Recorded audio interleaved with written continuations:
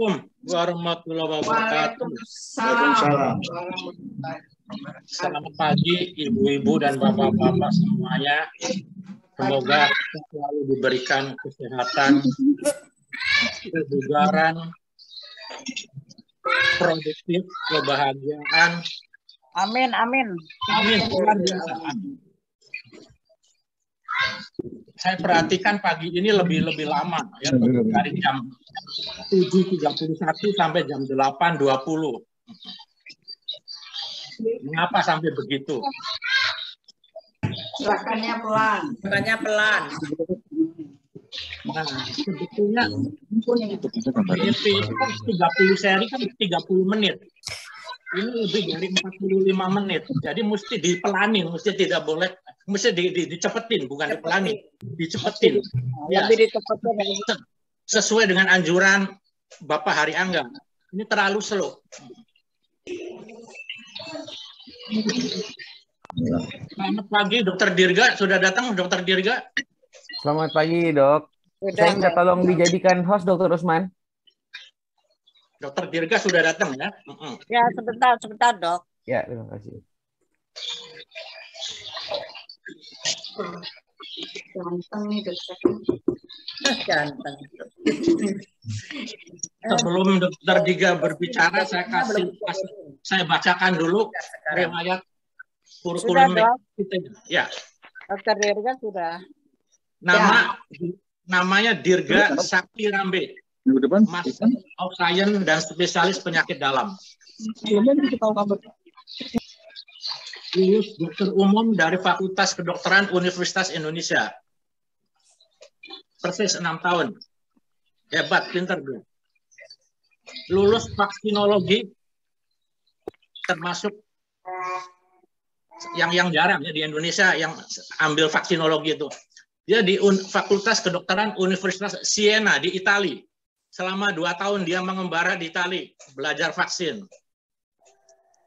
Spesialis penyakit dalam di Fakultas Kedokteran UI Jakarta. Riwayat pekerjaan, begitu lulus penyakit dalam, kerja di Rumah Sakit Dr. Sudarso, Pontianak. Pindah dari Pontianak ke Jakarta, kembali ke Jakarta, bekerja di Rumah Sakit Omni bersama saya. Juga di Rumah Sakit Menteng Mitra Avia. Silakan Mas Dirga, waktu saya persilakan. Ya, terima kasih Dr. Usman dan Bapak Ibu semua. Pada pagi hari ini saya mendapat tugas untuk menyampaikan informasi tentang manfaat vaksinasi untuk lansia ya. Baik. Jadi kita langsung aja. Saat seseorang menua, maka akan terjadi penuaan pada seluruh organ tubuhnya, termasuk pada sistem kekebalan tubuh atau sistem imunitasnya. Kalau kita lihat dibandingkan dengan orang dewasa muda, ini orang yang lansia atau yang sudah tua, maka yang pertama kita lihat kemampuan sel-sel imunnya itu akan menurun. Ya. Lalu yang kedua, jumlah antibodinya juga akan menurun. Sehingga orang tua atau lansia tentu lebih rentan sakit daripada pada saat dia masih muda. Dan ini adalah sesuatu yang alamiah, sesuatu yang tidak bisa terhindarkan, tapi bisa kita kurangi atau turunkan risikonya. Ya. Nah, di masa pandemi ini kita semua berupaya ingin sehat, apalagi yang udah lansia, ya. Tapi kita mesti sadari bahwa kekebalan tubuh itu dipengaruhi oleh berbagai faktor. Jadi ada anggapan saya pernah dengar ya, yang penting kita bahagia maka kita nggak kena COVID, itu salah ya. Karena kebahagiaan psikis itu penting, tapi itu hanya salah satu faktor saja dari mempengaruhi imunitas. Kita happy-happy terus, tapi kalau kita nggak pakai masker ya kita kena COVID juga gitu ya. Jadi banyak sekali faktornya, soal usia, soal merokok atau tidak, olahraga atau tidak, ada sakit yang lain atau tidak ya, dan termasuk bagaimana vaksinasi ini bisa mencegah atau membantu imunitas kita. Nah, Bapak Ibu, sebelum kita bicara lebih jauh, kita mesti paham dulu apa itu vaksin. Jadi vaksin adalah suatu zat yang bila diberikan kepada tubuh kita, itu akan menghasilkan kekebalan terhadap suatu penyakit ya. Gampangnya itu gini, orang yang tidak vaksinasi dia mesti sakit dulu baru kebal. Sedangkan orang yang vaksinasi dia bisa kebal tanpa harus sakit dahulu. Itu bedanya. Dan vaksinasi sampai hari ini tetap merupakan upaya pencegahan penyakit infeksi yang paling efektif ya. Nah, bicara tentang vaksin, ini merupakan suatu proses yang sangat panjang ya. Jadi kalau misalkan hari ini kita lagi bicara tentang vaksin COVID misalkan, itu sebetulnya pembuatan proses penelitian pengembangannya itu sangat panjang ya. Jadi pertama vaksin mesti diuji coba dulu pada hewan percobaan. Lalu kalau terbukti aman dan efektif baru kita coba pada manusia yang disebut sebagai uji klinis. Itu pun ada fase 1, fase 2, fase 3, dan seterusnya. Jadi untuk memastikan vaksin itu betul-betul aman dan efektif ya. Jadi kalau ada vaksin yang sudah mendapatkan izin dari Badan POM, maka itu sudah dipastikan keamanan dan efektivitasnya. Gitu. Nah, apa isinya vaksin? Nah, ini hati-hati bicara tentang vaksin, banyak sekali hoax-nya ya, apalagi di Facebook, di WA, apalagi biasanya Bapak Ibu yang lansia, mohon maaf, kadang-kadang suka percaya begitu saja. Informasi-informasi dari WA ya, semua ditelan mentah-mentah, nggak jelas sumbernya dari mana ya, hati-hati sekali. Jadi kalau mencerna informasi harus langsung dari sumber yang terpercaya. Jadi vaksin itu isinya adalah disebut sebagai antigen ya. Jadi antigen berupa virus yang sudah dimatikan. Lalu vaksin juga mengandung zat lain seperti adjuvan, kemudian destabilizer. Ini semua sudah dipastikan keamanannya. Jadi nggak ada kandungan vaksin yang berbahaya, itu tidak ada ya, tidak seperti yang kita baca di Facebook atau di WA. Nah, di pabrik pun ini dibuat dengan sangat canggih, dengan sangat hati-hati, sehingga kualitas ya mutu vaksin sejak dari pabrik sampai kita terima di rumah sakit, di puskesmas itu mutunya terjaga gitu. Bicara tentang vaksin, saya yakin di sini semua udah vaksinasi COVID paling tidak ya. Jadi saat vaksin itu disuntikkan ke kita, ada 3 hal yang terjadi sebetulnya. Yang pertama, tubuh itu akan mengenali, oh ini ada komponen vaksin COVID. Yang kedua, tubuh itu akan melawan dalam rangka membentuk antibodi. Dan yang ketiga, tubuh itu akan mengingat. Jadi orang-orang yang sudah vaksinasi, di dalam tubuhnya akan terbentuk sel memori. Sehingga di masa mendatang, kalau seseorang terpapar oleh virus penyebab COVID, maka antibodinya segera diproduksi. Itulah cara kerja vaksin. Dan vaksinasi atau imunisasi ini udah kita kerjakan selama puluhan, bahkan ratusan tahun ya. Nah, kalau kita lihat ini yang sebelah kiri daftar nama penyakit tuh. Difteri, hepatitis, campak, polio, tetanus. Kita bandingkan jumlah kasus penyakitnya antara sebelum dan sesudah adanya vaksinasi. Kalau kita lihat turunnya banyak banget, 100%, 90% ya. Ini adalah bukti nyata bahwa vaksinasi itu betul melindungi kita. Bahkan alhamdulillah pada tahun 80 ya, ada satu penyakit. Tahun 80 saya belum lahir kebetulan, mungkin Bapak Ibu pernah ada yang ketemu ini. Jadi tahun 80 itu ada satu penyakit yang dinyatakan musnah, yaitu penyakit smallpox atau cacar akibat cakupan imunisasi yang tinggi. Pada saat itu 1 dari 3 orang itu sakit ini meninggal ya. Dan sekarang kita sedang berupaya memusnahkan penyakit campak, penyakit rubella, dan penyakit polio juga. Syaratnya adalah cakupan imunisasinya mesti tinggi. Nah, kalau kita habis vaksinasi ya, baik anak, dewasa, termasuk lansia, kadang kita suka nggak enak badan, ya, suka demam, sumeng, sakit kepala, ngantuk, lemes, lapar, atau apalah segala macam ya. Nah, itu adalah sesuatu yang wajar sebetulnya. Karena saat vaksin diberikan kepada tubuh kita, akan terjadi reaksi dalam rangka membentuk antibodi. Nah, reaksi ini tadilah yang membuat keluhan-keluhan seperti itu tadi. Walaupun tidak nyaman memang, tapi sebetulnya nggak enak badan setelah vaksinasi itu adalah sesuatu yang diharapkan. Karena itu adalah tanda vaksinnya bekerja. Itu adalah tanda antibodinya sedang dibentuk. Ya.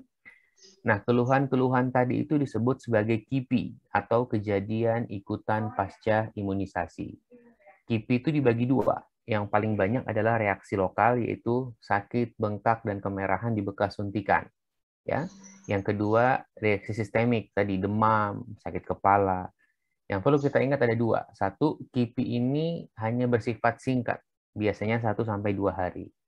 Yang kedua, yang harus kita pahami bahwa manfaat vaksinasi itu jauh lebih besar daripada kemungkinan timbulnya efek samping seperti ini. Itu ya. Nah, Bapak dan Ibu, kalau bicara tentang vaksinasi, imunisasi, terutama sebelum ada COVID, kita taunya imunisasi cuma buat anak-anak aja, ya. Kalau gitu kita udah paham. Tapi jangan lupa, juga ada imunisasi untuk orang dewasa. Dan ini sudah jauh kita rekomendasikan sebelum ada COVID. Ya. Kalau kita lihat, ini ada sekitar 15 jenis vaksin untuk orang dewasa sebetulnya di Indonesia. Dan ini jadwalnya disusun oleh Perhimpunan Dokter Spesialis Penyakit Dalam. Nah, dari 15 vaksin tadi, mana sih yang khusus buat lansia? Ya, ini saya simpulkan supaya tidak terlalu banyak pembahasannya. Jadi bagi para lansia, pada saat ini setidaknya ada 3 vaksin yang sangat direkomendasikan diberikan. Ya. Yang pertama adalah vaksin influenza. Yang kedua, vaksin pneumonia. Yang ketiga adalah vaksin COVID. Nah, ini akan kita bahas satu persatu. Yang pertama tentang vaksin influenza dulu. Apa itu influenza? Jadi influenza adalah penyakit akibat virus influenza. Influenza itu bukan batuk pilek ya. Jadi di Indonesia ada salah kaprah. Jadi kalau orang batuk pilek, low flu ya, gitu ya. Low flu itu bukan ya. Jadi common cold atau batuk pilek biasa berbeda dengan influenza ya. Nah, gejala influenza dan COVID itu mirip. Sama-sama bisa demam, sama-sama batuk, sama-sama sakit kepala ya. Oleh karena itu memang membedakannya apalagi pada masa Omikron sekarang hanya bisa dengan swab, PCR atau antigen. Nah, kalau bedanya influenza tadi sama common cold atau batuk pilek biasa, secara umum influenza itu lebih berat. Biasanya demamnya agak tinggi, badan kita sakit-sakit semua ya. Kita sulit bangun dari tempat tidur, itulah influenza gitu. Dan kalau kita bicara tentang influenza, ternyata dampaknya cukup berat. Ini data dari Amerika ya, tahun lalu. Itu di Amerika saja karena influenza ya. Ini kita nggak bicara COVID, kita bicara influenza. Itu ada 24.000 kematian dalam setahun akibat influenza. Gitu. Nah, dalam penyakit influenza ini ada beberapa kelompok yang disebut berisiko tinggi. Artinya kalau sampai kena influenza, itu dia untuk mengalami komplikasi, dirawat di rumah sakit, sampai dengan kematian itu tinggi. Ya, siapa saja? 1, ibu hamil, 2, anak kecil, yang ketiga lansia ya. Lalu orang-orang dengan penyakit kronik atau komorbid, nah ini hati-hati kalau kena influenza ini berbahaya ya. Nah, jadi penyakit flu atau influenza itu bukan penyakit main-main. Ini kalau kita lihat datanya nih. Contoh, kalau ada orang yang sakit diabetes, lalu dia kena influenza, itu kemungkinan untuk dirawat itu 3 kali lipat lebih tinggi dibandingkan dengan orang yang tidak diabetes. Ya, bahkan meningkatkan risiko kematian sampai 2 kali lipat gitu. Jadi memang buat sebagian orang, influenza itu penyakit yang ringan, betul. Tapi ketika dia mengenai orang-orang berisiko tinggi, termasuk para lansia, maka hati-hati. Kemungkinan untuk beratnya itu cukup tinggi. Ya. Nah, di masa COVID ini, ternyata berdasarkan penelitian, vaksinasi influenza, selain mencegah penyakit influenza itu sendiri, juga punya manfaat yang lain. Yaitu, orang-orang yang divaksinasi influenza dihubungkan dengan tingkat infeksi dan keparahan yang lebih ringan. Jadi kalau ada orang yang kena COVID, tapi sebelumnya udah vaksinasi influenza, maka kita lihat, dirawat di rumah sakitnya lebih rendah kemungkinannya. Ya, pakai ventilator lebih rendah, masuk ICU lebih rendah, kematian lebih rendah, dirawat di rumah sakit lebih rendah. Gitu. Oleh karena itu, orang di masa pandemi ini, semua orang dianjurkan untuk vaksinasi influenza, apalagi pada lansia. Ya. Nah, ini siapa yang perlu vaksinasi influenza? 1, sebetulnya semua orang dewasa tanpa terkecuali ya, usia berapapun. Yang kedua, bagi para lansia tentu saja merupakan prioritas untuk vaksinasi. Dan jangan lupa cucu kita ya, anak-anak kita itu juga divaksinasi. Dan vaksin influenza diberikan 1 kali setahun dan dapat diberikan kapan saja. Saya suka bilang, kalau nggak mau lupa, saya bilang sama pasien-pasien saya, vaksinnya setiap ulang tahun. Itu cara supaya nggak lupa gitu ya. Tuh.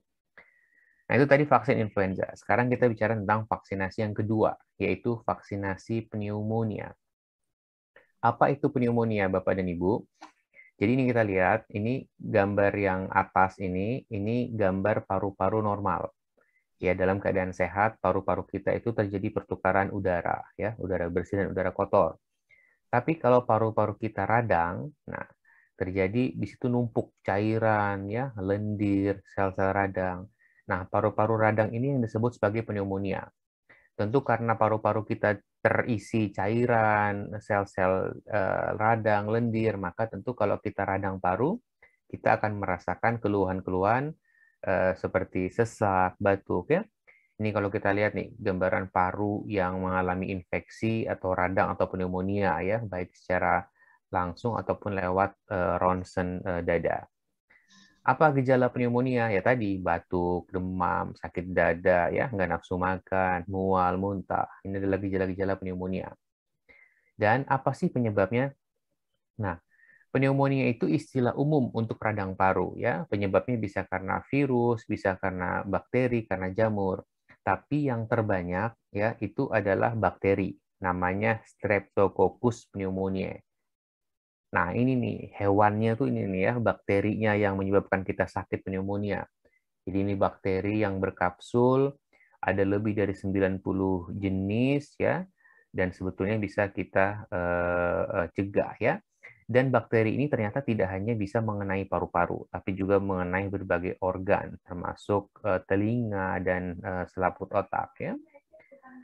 Nah, kalau bicara tentang pneumonia, ada dua kelompok yang rentan kena pneumonia. Satu adalah anak-anak di bawah 2 tahun. Makanya anak-anak di bawah 2 tahun itu harus vaksinasi pneumonia. Dan yang kedua, lagi-lagi lansia ya. Lansia itu merupakan kelompok rentan untuk mengalami pneumonia yang berat. Nah, bicara tentang pneumonia pada usia lanjut memang mesti lebih berhati-hati. Kenapa? Karena angka kematiannya cukup tinggi, satu ya. Yang kedua, kita tahu bahwa orang-orang lansia itu suka punya penyakit-penyakit yang lain, sakit paru, ginjal, diabetes ya. Dan pengobatannya suka kadang-kadang sulit, antibiotiknya nggak mempan ya. Kemudian juga gejala-gejalanya tidak khas, kadang sulit makan, sulit minum, ternyata merupakan suatu pneumonia gitu ya.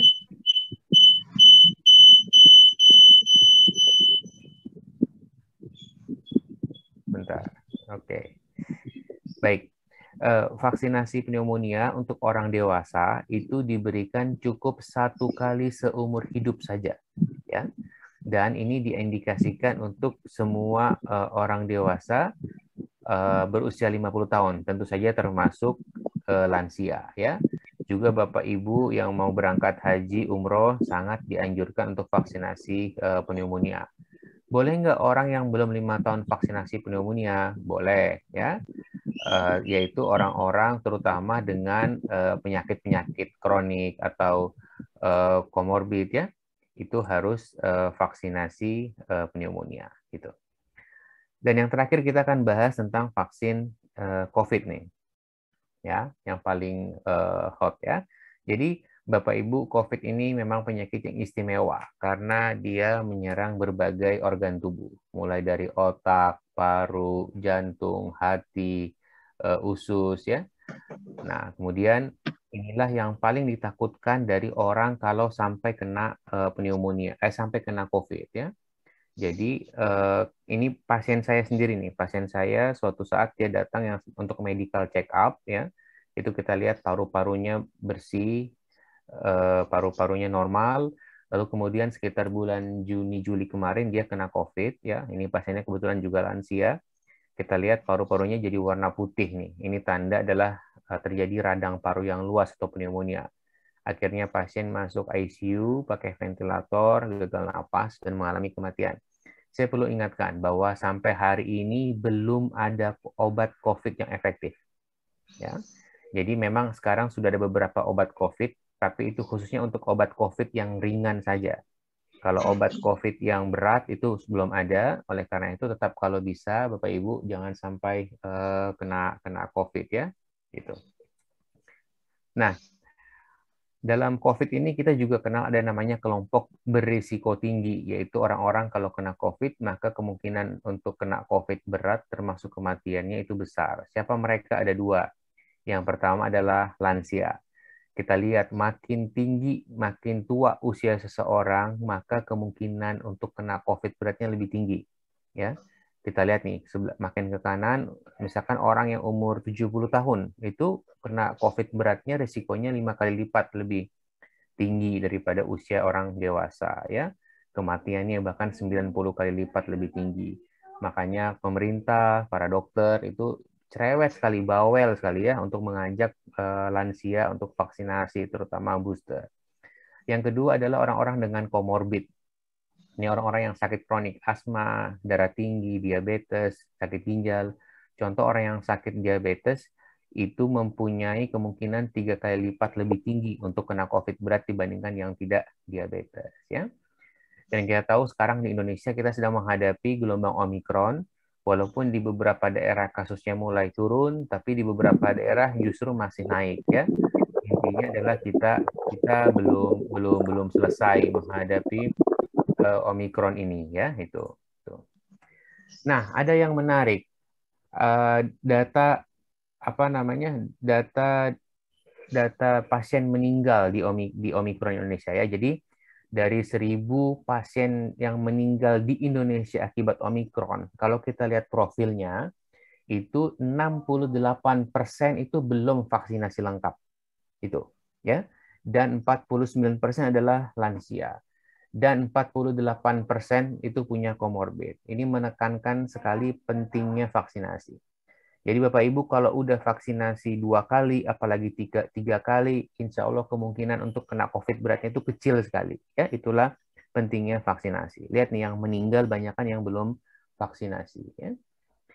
Nah ini slide yang sangat penting saya kira ya, karena ada anggapan yang salah. Jadi saya mau tegaskan bahwa semua vaksin COVID merek apapun itu tidak ada yang mengandung virus yang hidup, ya. Jadi tidak mungkin vaksin COVID menyebabkan orang jadi sakit COVID. Satu. Yang kedua, tidak mungkin vaksin menyebabkan swab kita menjadi positif, ya. Yang ketiga, nggak mungkin vaksin jadi orang menjadi mengeluarkan COVID. Kita sering dengar begini nih, ada orang hari ini vaksinasi COVID, ya, terus besoknya atau lusa dia demam, terus dia pergi swab. Hasilnya positif, dia pasti akan langsung bilang, saya positif karena vaksinnya. Itu tidak mungkin terjadi. Karena vaksin COVID itu isinya virus yang mati, bukan virus yang hidup. Kalau itu terjadi, itu semata-mata hanya kebetulan. Artinya beberapa hari sebelum dia vaksinasi, dia sudah terpapar virus COVID alamiah. Lalu ada masa inkubasi sekitar 3-5 hari. Nah, pada saat itu dia demam, mulai bergejala, ternyata dia COVID. Ya, jadi vaksin COVID nggak bisa bikin kita jadi sakit COVID. Itu. Nah, kita bersyukur sebetulnya Indonesia termasuk negara yang peringkat atas ya, yang sudah divaksinasi COVID. Bahkan kalau kita lihat saat ini sudah lebih dari 50% penduduk Indonesia yang divaksinasi COVID secara lengkap. Tapi ya masalahnya adalah penduduk kita itu banyak sekali, Bu. Jadi kita lihat kalau ada berapa sekarang penduduk kita itu ratusan juta, maka sebetulnya banyak sekali orang yang belum divaksinasi ya, ada 230 juta gitu.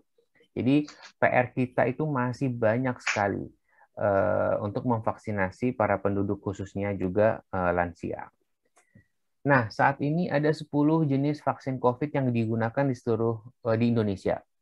Ya, pada prinsipnya tadi saya bilang vaksin-vaksin ini seluruhnya sudah mendapatkan izin dari Badan POM. Jadi sudah dipastikan keamanan dan efektivitasnya, ya. Nah, kita juga mempelajari nih, para ahli mempelajari, ternyata antara 3 sampai 6 bulan setelah vaksinasi yang kedua, ternyata antibodi kita mulai turun. Ya, baik pada dewasa muda maupun pada lansia gitu. Sehingga untuk menaikkan kembali antibodi ini, maka diberikanlah suntikan tambahan atau dikenal sebagai vaksinasi booster. Dulu, waktu vaksinasi 1 dan 2, kalau kita ingat, itu mereknya harus sama. Jadi kalau satunya Sinovac, duanya Sinovac. Ya, kalau satu Pfizer, 2 Pfizer. Ternyata karena terus dilakukan penelitian, maka untuk vaksinasi yang ketiga ini kita bisa melakukan dengan dua cara, yaitu homolog atau mereknya sama, jadi Sinovac, Sinovac, Sinovac, atau heterolog, Sinovac, Sinovac, Pfizer, Sinovac, Sinovac, Moderna, ya itu heterolog. Nah, mana yang lebih dianjurkan? Dari penelitian diketahui ya, ini penelitiannya membandingkan. Jadi kita lihat yang gambar A itu orang belum di booster, ya, baru 2 kali suntik. Yang gambar B setelah di booster itu antibodinya naik. Dan antibodinya lebih tinggi justru kalau vaksinnya itu berbeda. Oleh karena itu pada vaksinasi booster dianjurkan vaksin ketiganya itu berbeda dengan vaksin 1 dan 2-nya. Kalau bisa jangan sama justru, kalau bisa harus berbeda. Itu. Nah, ini juga saya perlu sampaikan bahwa ada anggapan yang salah di masyarakat kita. Ya, kita tahu konsepnya adalah lansia, kemudian orang dengan komorbid itu adalah orang-orang yang berisiko tinggi ya. Oleh karena itu justru harus divaksinasi. Ada anggapan gini, satu, udahlah saya udah tua, udah umur 80, 75. Saya kalau divaksinasi bahaya. Atau saya nggak perlu divaksinasi, ya. Atau ada orang yang lansia, sakit gula, sakit jantung, langsung mengatakan, saya nggak boleh divaksinasi. Itu salah.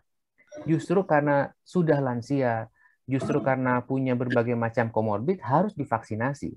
Karena kalau sampai kena COVID, risiko kematiannya besar. Ya, jadi jangan dibalik-balik. Tapi tentu orang-orang yang punya sakit ini, sakit itu, sebaiknya kontrol dulu ke dokter. Agar dipastikan penyakitnya dalam kondisi terkontrol supaya bisa divaksinasi. Tapi jangan buru-buru bilang, wah ini saya udah tua, oh ini saya sakit ini, sakit itu nggak bisa divaksinasi. Itu salah ya.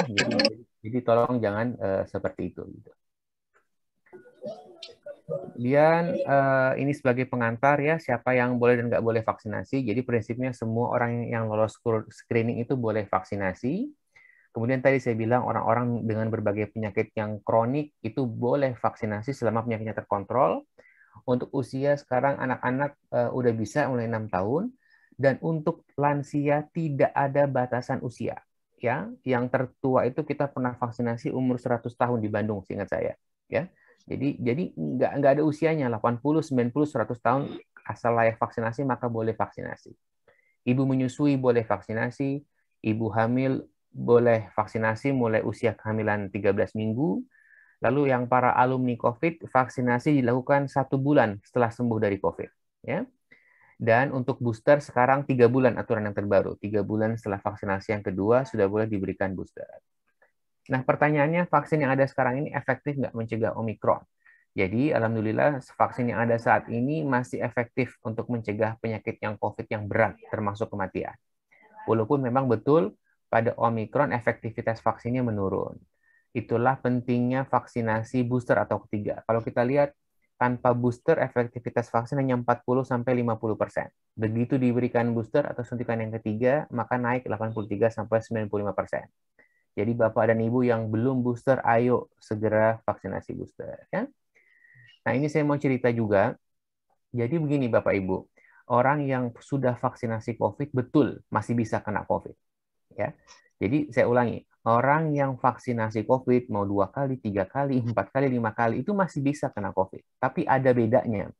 Kita lihat nih orang yang atas, gambar yang atas, ini orang yang kena COVID tapi sebelumnya sudah vaksinasi. Dia sudah punya antibodi, maka kita lihat paru-parunya bersih, normal. Dia bisa isoman.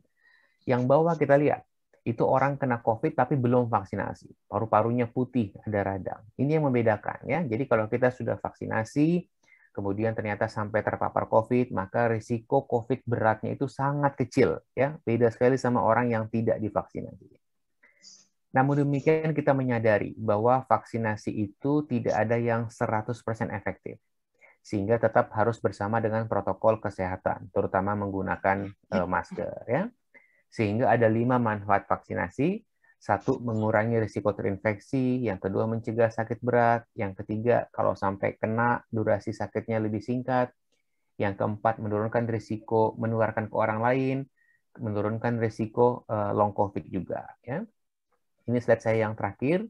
Jadi saya ingatkan bahwa vaksinasi itu sangat penting. Ya, kita lihat nih gambar yang atas. ini orang yang putih ini orang yang sehat tapi belum divaksinasi. Lalu saat ada orang yang merah di tengah-tengah kita, orang yang sakit karena belum ada yang divaksinasi, maka penyakitnya mudah sekali menular. Seperti awal-awal kemarin COVID-nya. Yang bawah ini orang yang putih belum divaksinasi tapi dia sehat.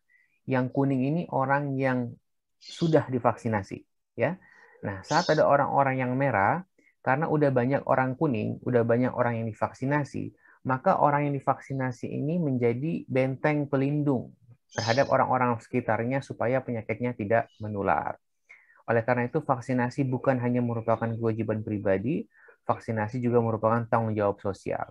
Inilah konsep yang disebut sebagai herd immunity atau kekebalan komunitas. Ya. Nah, WHO itu menekankan vaksin-vaksin yang direkomendasikan pada masa pandemi. Tadi kita udah bahas sih, 1 vaksin influenza, 2 vaksin pneumonia, ya, 3/4 vaksin COVID. Jadi ayo segera lengkapi. Dan saya informasikan, kebetulan saya juga punya klinik sendiri. Jadi Bapak dan Ibu boleh nanti buka Google imuni.id, ini vaksinasi di rumah untuk anak dan dewasa. Jadi kalau sekarang kalau masih agak-agak takut datang ke rumah sakit, nanti dokter saya yang datang ke rumah Bapak dan Ibu dimanapun. Ya, kami sudah punya layanan di seluruh kota besar di Jawa dan Bali. Ini beberapa kegiatan kami, ya. Jadi vaksinasi sekeluarga, lansia, ya. Kemudian juga sampai anak cucu juga bisa. Nanti silakan cek aja www.imuni.id dan silakan ikuti langkah-langkahnya untuk mendaftar. Demikian, terima kasih Dr. Usman. Terima kasih kembali Mas Dirga. Waduh, hebat. Lancar. Lain kalau yang berbicara vaksin itu spesialis kulit. Beda. Saya sudah bicara tentang vaksin, Mas Dirga. Pokoknya saya bicara vaksin, bicara stroke, bicara apa semua. Ada yang minta ibu-ibu, dok, bicara tentang mengigo. Mungkin suaminya suka mengigo. Buka buku cari mengigo. Oke. Sekarang saya persilakan bapak-bapak, ibu-ibu untuk bertanya kepada Dokter Dirga yang subspesialis vaksin. Di Indonesia sangat jarang ya subspesialis vaksin itu. Silakan ibu-ibu dan bapak-bapak, monggo bertanya sepuas-puasnya. Ayo. Masih mikir. Saya nanya, Dok. Siapa Silakan, ini? Bu. Umi, Ya, Bu. Umi, siapa? Ida, Bu. Ida Puspita. Oh, Bu Ida, oke, siap. Pak, dokter, Pak. Dok, itu apa? Cucu saya 6 tahun. Sudah vaksin yang pertama. Terus dosis 1. Vaksin apa? Sinovac. Nah, terus kemarin udah mau ulangan. Dia sehat sih, tapi kemarin di temperatur tuh jadi 37. Jadi ditolak, nggak boleh sama dokter anak vaksin, Dok. Di mana? Di Rumah Sakit Brawijaya, Dokter Dirga. Ya, padahal nggak sakit. Sepertinya ya dia tetap aja giras ke sana kemari, tapi kok suhunya kok 37 gitu. Gimana itu, Dok? Nggak diizinkan, Dok?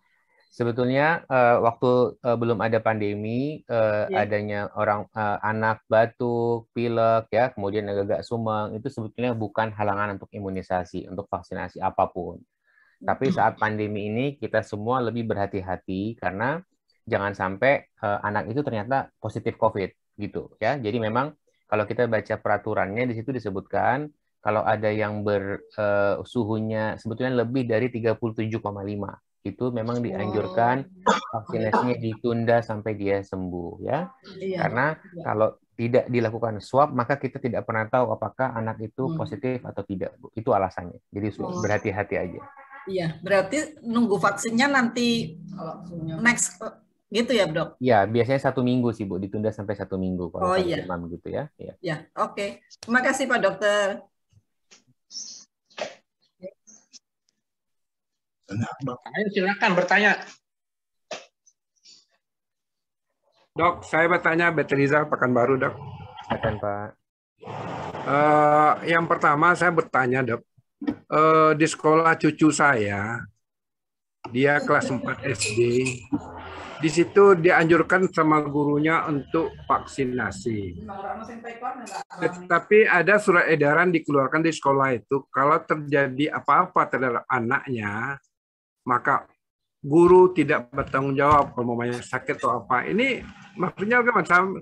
Sampai gara-gara itu di sekolahnya itu banyak orang tuanya tidak mengizinkan untuk divaksin. Nah, ini mohon apa nih hoax, tapi ini resmi dari gurunya, dari kepala sekolahnya mengeluarkan surat edaran kepada orang tua, Dok. Ya, Terima kasih. Bapak. Vaksinasi COVID merupakan program resmi pemerintah, ya. Dan itu secara legal ada aturannya jelas, baik berupa peraturan Menteri Kesehatan ataupun dari peraturan pemerintah. Jadi di situ disebutkan dengan jelas bagaimana teknis pelaksanaan vaksinasi. Bagaimana bila ada timbul terjadinya efek samping, itu juga terutama efek samping misalkan yang berat, artinya harus dirawat di rumah sakit, itu semua ditanggung oleh negara, ditanggung oleh pemerintah, ya. Jadi udah nggak ada urusan sama sekolah, ya. Jadi ini program pemerintah, bukan program sekolah. Nah, menurut saya itu tindakan yang kurang pas, ya. Ya mungkin saja sekolah itu hanya sebagai tempat pelaksana, Pak. Tapi kan semua tenaga kesehatannya itu semua biasanya dari puskesmas atau dinas kesehatan setempat, ya. Jadi tanpa surat itu pun kalau ada apa-apa yang tanggung jawab bukan sekolah kok memang, tapi pemerintah langsung. Jadi nggak ada urusannya sama sekolah, Pak Betrizal, ya. Alhamdulillah sampai hari ini sudah jutaan orang yang divaksinasi termasuk anak-anak. Alhamdulillah vaksinnya terbukti aman dan efektif. Sampai hari ini tidak ada satupun orang yang mati karena vaksin COVID, tidak ada. Tapi orang yang mati karena penyakit COVID itu banyak sekali, Pak, gitu. Nah, jadi itu yang perlu kita ingat, ya. Bahwa tadi saya bilang setelah vaksinasi kita demam, ya, kita sakit kepala, kita segala macam, itu sangat wajar karena itu tanda bahwa vaksinnya sedang bekerja. Demikian. Jadi kalau ada berita kalau setelah divaksin meninggal itu salah ya, Pak? Meninggal setelah divaksin dan meninggal karena vaksin itu beda, Bu. Beda. Ya, kalau ada anak meninggal setelah minum susu, apakah dia meninggal karena susunya? Kan belum tentu, ya. Ya, bisa jadi karena penyebab yang lain. Memang betul di Indonesia sudah ada sekitar 5 kejadian orang yang meninggal setelah divaksinasi. Kemudian beberapa diotopsi, ya. Kita juga punya komite ahli KIPI. Itu setelah diteliti tidak ada satupun yang meninggal karena vaksin. Artinya dia meninggalnya bukan disebabkan oleh vaksinnya, ya. Jadi beda loh, meninggal karena vaksin dan meninggal setelah vaksinasi. Ya, itu. Tadi itu diikuti KIPI tadi ya, Pak? Semua kejadian yang tidak diinginkan setelah vaksinasi disebut sebagai KIPI. Ya. Tapi tidak semua KIPI itu berhubungan atau punya sebab akibat dengan vaksinnya. Justru mayoritas KIPI itu nggak ada hubungannya sama vaksinnya, cuman terjadi secara kebetulan atau secara coincidence. Itu. Ya, terima kasih dokter. Jadi masalah yang tadi itu saya bilang, Dok, itu bagi dari komite sekolah itu sudah membuat surat ke wali kota dengan ke Dinkes, cuma jawabannya sampai sekarang belum ada. Jadi anak-anak ini tidak ada yang berani orang tuanya melepas untuk divaksin. Terima kasih, Dok. Sama Pak, ya. Lanjut, siapa? Saya, Dok, mau nanya, Dok. Siapa ya? Bu Lis, Bu Dini. Ya, oke, Bu Lis, silahkan. Ini saya mau nanya aja, Dok. Kebetulan keponakan itu setelah divaksin AstraZeneca deh kalau nggak salah. Terus dia mengalami stroke, Bu, Pak Dokter. Banyak yang gitu. Nah, jadi ini apakah ya mungkin nggak tahu karena penyakit, karena vaksinnya atau karena kenapa gitu. Sekarang sih masih berobat gitu untuk stroke-nya itu. Terima kasih, Dokter. Jadi yang pertama tadi saya bilang ya, kalau ada kejadian-kejadian setelah vaksinasi, itu mesti dikonsultasikan dengan dokter ahli dan dokter spesialis untuk dipastikan apakah kejadian tersebut itu berhubungan atau tidak dengan vaksinnya. Itu satu, ya. Yang kedua, khusus untuk vaksin AstraZeneca, memang dia punya karakteristik sendiri. Jadi gini, Bu, setiap vaksin itu punya kelebihannya masing-masing dan kekurangannya masing-masing. Yeah. Nah, untuk AstraZeneca memang itu dihubungkan dengan kejadian pembekuan darah. pada orang-orang yang berisiko tinggi terutama ya. Tapi sekali lagi ini hanya vaksin AstraZeneca. Sehingga memang pernah kita mengeluarkan peringatan kehati-hatian bahwa kalau orang yang berisiko tinggi kena stroke atau gangguan pembekuan darah itu sebaiknya tidak menggunakan vaksin AstraZeneca kecuali dokternya sudah memastikan demikian ya.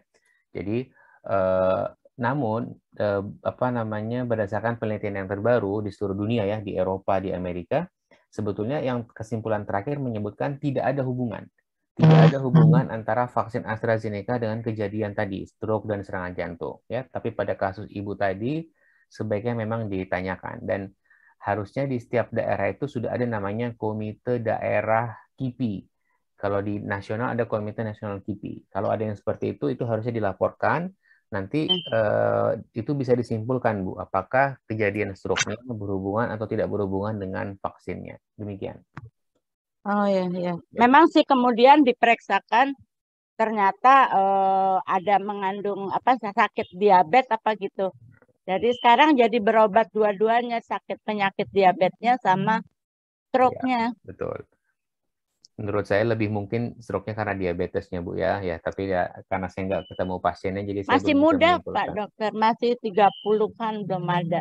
Itulah jahatnya diabetes ya. Makanya kalau orang sakit gula tua muda harus dipastikan gulanya terkontrol. Saya bukan dokter penyakit dalam juga nih ya. Jadi untuk sakit diabetes itu gini, ada anggapan yang penting saya udah minum obat, yang penting saya udah pakai insulin maka udah aman. Tidak ada yang aman kalau gula darahnya masih tinggi. Ya, jadi kalau kita minum obat sakit gula, kita mesti pastikan gula darahnya itu dalam target gitu. Karena kalau gula darahnya masih tinggi, walaupun minum obat sekalipun, itu komplikasinya jalan terus itu untuk diabetes. Ya. Makasih, Dokter. Dok, mau nanya. Mas Dirga, menyambung Dr. Lis, gula darah itu yang normal berapa sih? Kalau gula darah puasa berapa? Yang diabetes itu berapa? Gula darah. Kita bedakan, Dok, antara orang yang sudah diabetes dan bukan atau tidak diabetes ya. Kalau orang yang tidak diabetes nih ya, orang sehat, itu gula darah puasa normalnya di bawah 100. Ini yang tidak diabetes ya, untuk check up gitu. Tapi kalau gula darahnya di atas atau mulai dari 126 ke atas itu pasti diabetes. Saya ulangi, Bapak Ibu kalau check up ya, ngecek gula darah puasa. Puasa itu artinya 8 jam tanpa makan dan minum kecuali air putih. 100. Ya, 8 jam itu normalnya di bawah 100. Ya. Tapi kalau di atas 126 itu sudah termasuk diabetes dan harus segera diobati. Bukan pra lagi ya, sudah ini diabetes. Orang yang tidak sakit gula ya. Kalau orang sudah sakit gula beda lagi. Orang yang sudah sakit gula, gula darah puasanya disebut mencapai target antara 80 sampai 130. Jadi kalau mau ngecek gula darah itu sebelum makan, pagi sebelum sarapan itu dicek targetnya 80 sampai 130. Kalau di atas 130 itu masih tinggi dan komplikasi jalan terus. Demikian Dr. Usman. Ya. Dok mau nanya, anak-anak sudah makasih Dok. Mau nanya, anak-anak sudah booster. Terus kemarin kena COVID, pertama suaminya, terus udah pisah, pindah, terus istrinya dan anaknya kedua menyusul yang terus anaknya saya bawa ke lain tempat untuk biar tidak terkena gitu kan. Nah anaknya sama saya yang sudah tua ini. Tapi semalam si anak ini meriang. Anaknya umur 5 tahun. Meriang terus dibawalah sama besan saya yang belum booster. Sementara saya sudah booster. Alhamdulillah saya fit-fit saja sampai hari ini. Mudah-mudahan nggak tertular ya Dok. Jadi itu tertularnya itu berantai ya? Ya. Ya, jadi kemungkinan besar memang anak tersebut positif COVID ya karena ada paparan sama sebelumnya dan ya, Ibu betul. Dini. Jadi dia nggak ada pilek, nggak ada batuk, lincah. Tiba-tiba jam 4 sore tidur, bangunnya lama gitu, saya pegang ternyata sudah demam. Ya, ya. Jadi itu yang hati-hati. Jadi kalau ada dari rumah sekeluarga yang kena Ya, COVID, tentu walaupun kita sudah mesti dipisah. hati-hati. Sebentar, Bu, saya jelasin dulu, Bu, sebentar. Dan jadi kita jangan buru-buru mengatakan kita aman, karena kita mengatakan kita aman kalau kita tes ulang pada 5 hari setelah kontak terakhir. Jadi hari ini ya, kalau kita ada ketemu orang sakit COVID, entah dewasa, entah anak-anak, ya, kita ada kontak dekat. Maka yang harus kita lakukan adalah satu, kita harus mengisolasi diri. Jangan ketemu orang lain dulu, jangan keluar rumah dulu. Pada hari kelima setelah kontak, kita lakukan tes swab. Boleh antigen, boleh PCR. Kalau hari kelima tadi kita tes, kita negatif, nah itu kita aman. Kita baru bisa bilang kita aman, ya. Tapi kalau belum 5 hari tadi muncul gejala, maka swabnya harus segera dilakukan, jangan nunggu 5 hari. Hari kelima tadi tetap harus swab, sekalipun kita tidak bergejala, supaya kita aman untuk ketemu orang lain. Seperti itu yang benar, Bu. Ya. Tidak bergejala itu berarti nggak ada pilek, nggak ada batuk, nggak ada demam. Iya. Kalau bergejala ya segera swab kapanpun. Tapi 5 hari walaupun nggak bergejala tetap swab. Iya. Baik. Terima kasih, Dok. Tanya, Dok. Siapa? Emi? Tanya, Dok. Romlah, Dok. Romlah. Oke, Romlah. Begini, Dok. Saya sebulan yang lalu kena Omikron ya, positif. Terus saya minum obat sesuai ini ya, sesuai resep dokter, Avikov, hari pertama 8 kali 2, terus selanjutnya 3 kali 2 ya. Terus sembuh. Tetapi ada orang yang kena juga, ya gejalanya sama lah, ringan-ringan gitu, nggak minum antivirus gitu, Dok. Minumnya obat-obat flu aja, tapi sembuh juga gitu. Nah, itu pengaruhnya apa ya, Dok, nanti ke kesehatan yang minum antivirus sama yang enggak gitu? Ya. Baik, ada beberapa pertimbangan kapan orang yang positif COVID harus minum antivirus dan tidak, ya. Yang pertama, pada prinsipnya kalau COVID-nya tidak bergejala dan bergejala ringan, sebetulnya secara umum tidak perlu minum antivirus. Ya, apalagi pada Omikron yang sekarang. Omikron itu memang dia lebih ringan daripada Delta. Kalau waktu Delta dulu memang bahaya sekali, ya. Yang kedua, tetapi kalau lansia yang kena, walaupun Omikron, tetap mesti hati-hati. Karena tadi termasuk kelompok yang berisiko tinggi. Jadi sebetulnya kalau lansia kena Omikron, kena COVID,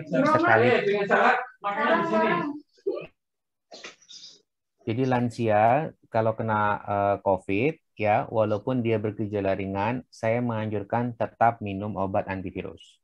Beda kalau dewasa muda, ya. Dengan minum obat antivirus diharapkan tadi satu, penyembuhannya lebih cepat. Yang kedua, tidak sampai dirawat di rumah sakit. Apalagi sekarang obatnya sangat mudah didapatkan, ya. Bahkan kalau di daerah di Jabodetabek itu obatnya diantarkan ke rumah oleh Kementerian Kesehatan, ya. Jadi Bapak Ibu kalau kena COVID, sebaiknya minum antivirus karena udah lansia. Demikian. Terima kasih, Dok.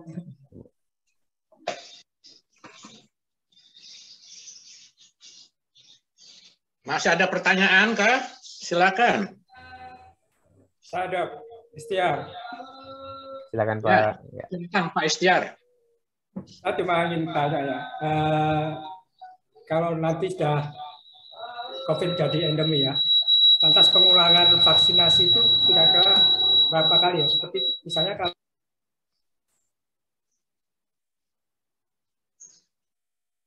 suaranya nggak ada. Pak Istiar termute, Pak Istiar termute. Ya, oke. Saya ulang ya, Dok. Jadi yang saya tanyakan itu terkait saat nanti COVID ini jadi endemi, dan kemudian kapan kita harus mengulang vaksinasi ya? Karena vaksinasinya kan kalau mengikuti vaksinasi yang lain seperti pneumonia, seperti meningitis itu kan tidak setiap tahun. Apakah akan nanti juga akan seperti itu, Dok? Terima kasih. Ya, pertanyaan Bapak itu saat ini belum bisa kita jawab dengan pasti karena kita masih terus mengikuti polanya, perkembangannya ya. Memang kita berharap pada tahun ini itu status pandemi itu sebetulnya dicabut dan dilonggarkan ya. Tapi tadi saya bilang kita belum tahu Pak, apakah setelah Omikron ini akan ada varian-varian baru yang lain atau tidak, ya, apakah ada yang berbahaya atau tidak. Kalau ternyata tidak ada varian-varian baru lagi, ya mungkin saja vaksinasi nggak perlu lagi diulang untuk vaksinasi COVID. Tapi kemudian kalau ternyata masih ada varian baru, kemudian kasusnya masih tinggi, sangat mungkin bahwa vaksinasi COVID akan diberikan secara rutin, seperti halnya vaksinasi influenza. Apalagi kita tahu tadi kan 3 bulan, 6 bulan itu antibodinya akan menurun, ya. Dan nanti mungkin akan pakai prioritas, Pak. Jadi artinya kalau yang dewasa, mungkin dewasa muda, artinya mungkin nggak perlu sering-sering di booster. Tapi kalau lansia, karena merupakan kelompok perhatian khusus, maka mungkin diulang setiap setahun sekali. Tapi nanti kita harus masih menunggu lebih lanjut lagi, Pak Istia. Oh iya. Terima kasih, Dok.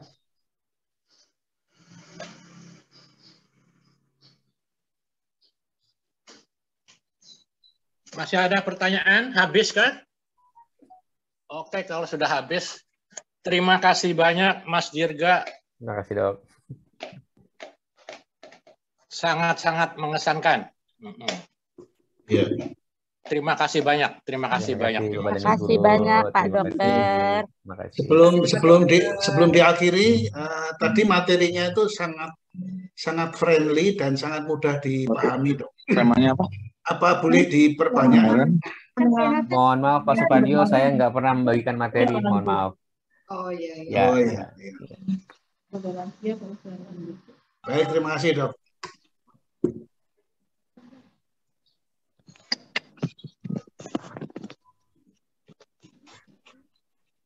Kan baru melepas.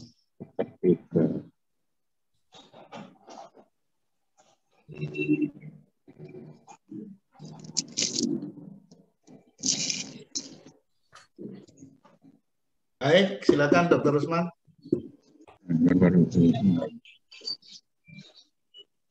Ibu-ibu, bapak-bapak, sudah mendengarkan kuliahnya Dr. Dirga Saktirambe yang sangat lancar. Prinsipnya, terutama untuk lansia, vaksin itu wajib. Ya. Selain vaksin juga protokol kesehatan, pakai masker, menjauhi jarak, cuci tangan, dan lain-lain. Jangan cuma vaksin aja, tapi tidak mau pakai masker. Juga makanan yang sehat, minuman yang sehat, olahraga yang sehat, yaitu BEP ini. Karena BEP sudah jelas-jelas menaikkan imunitas.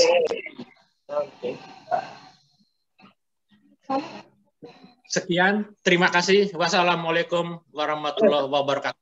Waalaikumsalam warahmatullahi wabarakatuh. Dr. Usman. Monggo. Boleh Pak, ada adik yang ingin mengisi acara ini, spesialis THT. Ya, benar. Unen sama baiknya ke sama UI. Ya, kami kirimkan WA Bapak kurikulum PT dan tema yang akan dibawakan.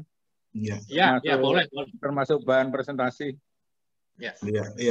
Terus kami serahkan ke Bapak kapan schedule-nya, apa minggu depan atau 2 minggu lagi. Minggu depan boleh. Kapan beliau siap? Kapan? Ya, hari Minggu siap, Pak. Ya, jadi hari Minggu tanggal 20. Silakan, tanggal 20. Nah, jangan lupa dikirim foto. Iya. Bentar lagi kami kirim ke Bapak sama ke Pak Patio. Iya. Terima kasih, Pak. Tadi sudah dijelaskan. Baik, terima kasih Pak Agus. Ini satu contoh lagi. Jadi ternyata Dr. Usman secara sangat spontan itu yang ditunggu-tunggu gitu ya. Jadi oleh karena itu setelah Pak Agus mungkin yang lain ada saudara, ada kenalan, ada family, ada siapa untuk mengisi acara hari Minggu itu yang sangat ditunggu-tunggu oleh kita semua. Terima kasih Pak Agus. Jadi minggu depan kita akan bicara masalah telinga. Jadi tolong yang punya telinga untuk ikut mengikuti acara Minggu tanggal 20. Punya Pak 2. terutama yang lansia. Lansia. Kita Pokoknya lansia.